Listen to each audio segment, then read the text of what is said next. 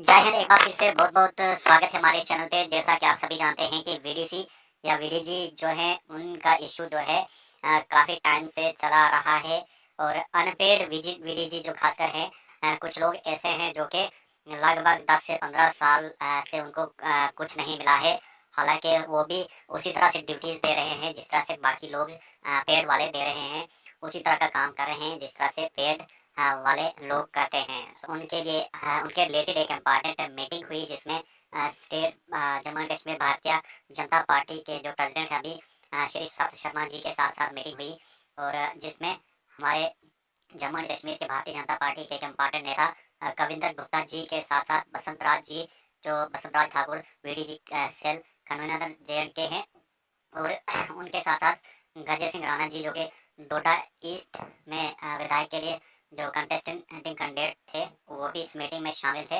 और साथ ही साथ हमारे सुरेश शर्मा जी, जो कि वीडीजी सेल को कन्वीनर JKUT हैं।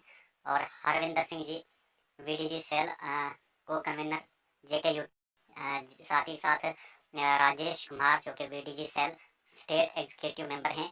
और बहुत सारे इश्यूज पर वीडीजी के जो इश्यूज हैं उन पर बात हुई और डिस्कशन हुआ, जिसमें कहा गया कि जो अनपेड वीडीजीज हैं उनको भी सैलरी मिलनी चाहिए, क्योंकि वो भी देश की सेवा के साथ साथ उनके उनका भी परिवार है जिसको चलाना होता है। और बिना पैसे सैलरी के इस टाइम कुछ भी पॉसिबल नहीं होता है। इसीलिए उनके लिए भी कुछ ना कुछ सैलरी जो है, जैसे बाकियों को मिल रही है पेड वालों को, उसी तरह से अनपेड को भी दी जानी चाहिए। लगभग हर एक जो भी प्रेजेंट था मीटिंग में, उन्होंने अपनी अपनी राय रखी, जिसमें लास्ट में श्री हमारे जो JKUT सत शर्मा जी, प्रेसिडेंट जो हैं जम्मू एंड कश्मीर भारतीय जनता पार्टी के, उन्होंने सबको श्योर किया कि इस बारे में हम चर्चा करेंगे और जो भी हो सकेगा तो ये जो मसला बीडीसी अनपेड का है वो हल किया जाएगा और उनको भी सैलरी देने का प्रावधान के बारे में सोचा जाएगा, उसके बारे में विचार किया जाएगा। हायर अथॉरिटीज़ को ये बात पहुंचाई जाएगी, तक इस बात को पहुंचाया जाएगा और ये